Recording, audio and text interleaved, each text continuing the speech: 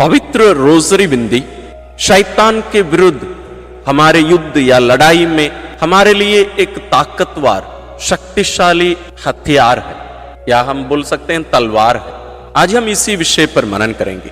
हम पवित्र बाइबल के प्रथम और अंतिम पुस्तकों में देखते हैं कि वहां शैतान दिखाई देता है, और उत्पत्ति ग्रंथ में हम देखते हैं कि पतन के बाद, यानी मनुष्य के पतन के बाद, आदम और हेवा को ईश्वर बाहर करने के बाद जीवन वृक्ष के पास या उसके मार्ग पर एक ज्वाला में तलवार को रख दिए। उत्पत्ति ग्रंथ अध्याय 3 पद संख्या 24। वास्तव में ईश्वर उस तलवार को क्यों रखे? वो मनुष्य को केवल रोकने के लिए नहीं था। वास्तव में ईश्वर की योजना ये नहीं थी कि मनुष्य को जीवन वृक्ष से वंचित रखे, नहीं, बल्कि इसलिए कि शैतान को उससे वंचित रखना। और जब मनुष्य शैतान के पक्ष में हो गया था, यानी आदम और हेवा उस फल को खाने के कारण उन लोग शैतान के पक्ष में चले गए, तो अब वे क्या कर सकते थे? उनको यह करना था कि शैतान और मनुष्य दोनों से उस जीवन वृक्ष की रक्षा करना, बचा के रखना। क्योंकि यदि मनुष्य के हाथ में वो फल पड़ता या मिल जाता, वो एक प्रकार से वो ईश्वरीय शक्ति प्राप्त करता, और शैतान को ईश्वरीय शक्ति प्राप्त करने से वो नष्ट करने की क्षमता जो है वो बढ़ जाती। इसलिए ईश्वर उसको बचाए रखे। लेकिन वास्तव में उस तलवार को लेकर इस शैतान को मारना, और इस तलवार का उपयोग करने की शक्ति, सामर्थ्य एक ऐसे व्यक्ति को ही है जो स्वयं ईश्वर भी है और मनुष्य भी। इसलिए प्रभु यीशु आकर उस तलवार से शैतान को हराए। इसलिए हमारे प्रारंभिक कलीसिया के महान संत लोग उस तलवार को कलीसिया के रूप में देखते हैं, संस्कारों के रूप में देखते हैं, लेकिन पवित्र रोजरी बिंदी के रूप में भी देखा जाता है।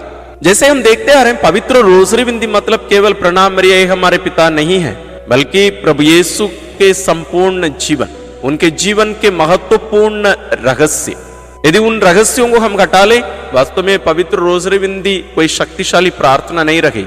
इसलिए हम देखते हैं कि जो महान रहस्य है, यानी प्रभु यीशु के शरीर धारण से लेकर उनके स्वर्गारोहण और पवित्र आत्मा का आना, मां मरियम का स्वर्ग में उत्ग्रहण, ये सब उसमें उस रहस्य के उस एक ही घटना के अलग अलग पहलू हैं वास्तव में। जैसे संत पौलुस गलातियों के नाम अपना पत्र अध्याय 4 पद संख्या 4-5 में कहते हैं कि समय पूरा हो जाने पर ईश्वर अपने पुत्र को भेजे, और वो भी एक नारी के द्वारा उसे भेजे, उस समय पूरा हो जाने पर। और प्रभु यीशु का जो शरीर धारण, जैसे मैंने कहा, उनका शरीर धारण वास्तव में सबसे बड़ा वो हथियार। यदि ईश्वर मनुष्य नहीं बने होते तो हमारी मुक्ति वास्तव में जिस रीति से ईश्वर योजना बनाकर हमारी मुक्ति को संभव बनाए हैं, वो शायद वैसे नहीं होता। तो प्रभु यीशु का संपूर्ण जीवन वो ताकतवर ज्वाला में तलवार के समान है। उसको लेकर प्रभु यीशु जैसे शैतान को मारे, उसी प्रकार वे हमें भी उसी ज्वाला में तलवार को हमें दिए हैं, ताकि हम उसका प्रयोग करके, जैसे प्रभु यीशु शैतान को स्वयं हराए, वैसे हम भी उसको हराएं। क्योंकि हम प्रकाशना ग्रंथ में देखते हैं कि वो शैतान अभी धरती पर है, पृथ्वी पर है, उस महिला के शेष संतानों से लड़ने के लिए वो आया है, यानी हम हर एक से लड़ने के लिए वो आया है। तो इस तलवार को हमें प्रयोग करने की जरूरत है। और हम जानते हैं, यदि हमारे हाथ में तलवार नहीं है, और यदि तलवार है भी, यदि हम तलवार नहीं चलाते हैं, तो हम हमारे विरोधी को हरा नहीं पाएंगे।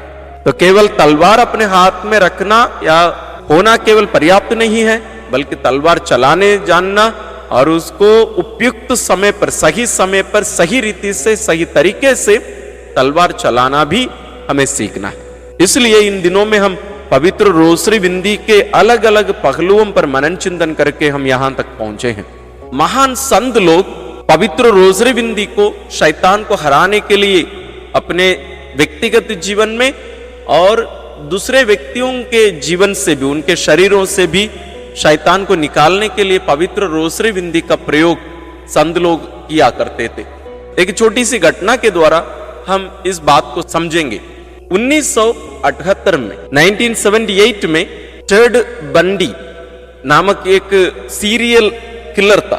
जो कि लगभग 30 महिलाओं को मार डाला था और उसको पकड़कर उसको मृत्यु दंड दी गई थी। लेकिन हमारे लिए जो घटना, हम जो मनन चिंतन के लिए, यहाँ सीख के लिए हम जो घटना लिए हैं, वो घटना घटित हुई थी 15 जनवरी 1978 को, 1978 को बंडी एक घर में फ्लोरिडा स्टेट के यूनिवर्सिटी के एक हॉस्टल के अंदर जाकर बहुत सारी महिलाओं को, लड़कियों को मार डाला। और जब एक कमरे में घुसने के लिए दरवाजा को तोड़ा और अंदर घुसा, वो अपने हाथ में जो औजार रखा हुआ था उसको फेंक कर वो भाग गया। हुआ क्या था, वो लड़की जो बच गई थी वो अन्य किसी से भी बात करने से इनकार की।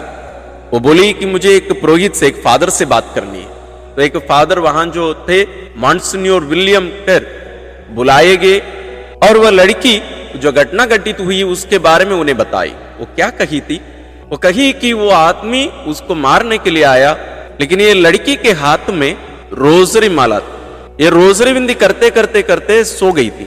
केवल उस दिन का नहीं, इसका आदत था ये। वो अपनी माँ को एक वादा की थी जब वो हॉस्टल के लिए निकली थी कि वो हर दिन अपनी सुरक्षा के लिए पवित्र रोजरी बिंदी करेगी और उस आदत को वो बनाए रखी।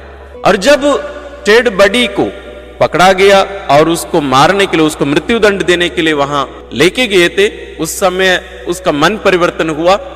वह भी एक पुरोहित के लिए मांग किया और वहां भी मॉन्सिन्योर विलियम कर, जो पहले उस लड़की से उस घटना के बारे में सुने थे, उन्हीं को ही यहां भी बुलाया गया। और यहां बंडी उस दिन जो घटित हुआ था उसके बारे में वो भी वर्णन किया। वो कहा है कि मुझे पता नहीं, वास्तव में मैं चाह रहा था कि उस कमरे में जाकर उस लड़की को मैं मारूं, लेकिन पता नहीं ऐसी एक शक्ति मुझे रोक दी कि मैं उसके अंदर प्रवेश नहीं कर पाया और मैं वहां रुक भी नहीं पाया। इसलिए मैं अपना हथियार वहां फेंक कर मैं भाग निकला। ये कोई कहानी नहीं, वास्तव में वास्तविक घटनाएं हैं। आप जो मैं जानकारी दिया हूं, इस इतिहास को आप जाकर गूगल करके देख सकते हैं। हमारे दैनिक जीवन में भी हम देखते हैं कि शैतान हमसे भी लड़ता है, केवल प्रभु यीशु के साथ नहीं, वो अभी पृथ्वी में हमसे लड़ रहा है हर दिन। यदि हम कहें कि शैतान नहीं है तो शायद हम वास्तविकता को नहीं जान रहे हैं। तो हमें भी इस शैतान से लड़ने के लिए प्रभु यीशु का जीवन हमें दिया गया है। जरूर संस्कार, पवित्र बाइबल, ये सब प्रथम आते हैं, लेकिन पवित्र रोजरी बिंदी भी, क्योंकि जैसे मैं बार बार कहते आ रहा हूं, ये प्रभु यीशु का जीवन है। उनके जीवन की सबसे महत्वपूर्ण घटनाओं को हम याद करके उससे हम शक्ति पाते हैं। तो आइए हम इस शक्तिशाली तलवार का प्रयोग हम अपने दैनिक जीवन में करें और शैतान को हराए और ईश्वरीय राज्य के फैलाव के लिए कार्य करने की कृपा मांगते हुए रोजरी बिंदी करें। विशेष आशीष के लिए सिर झुकाए। प्रभु आप लोगों के साथ हो और आपकी आत्मा के साथ। सर्वशक्तिमान ईश्वर पिता और पुत्र और पवित्र आत्मा का आशीर्वाद आप लोगों पर उतरे और सदा बना रहे। आमीन। नमो मेरी माँ, नमो मेरी माँ, मानव में जन्मी है माँ धन्य तू।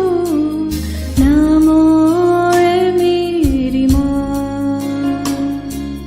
नमो मेरी माँ,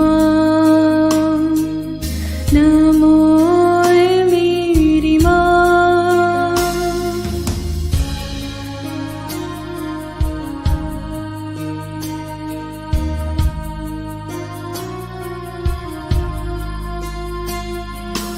तेरी शरण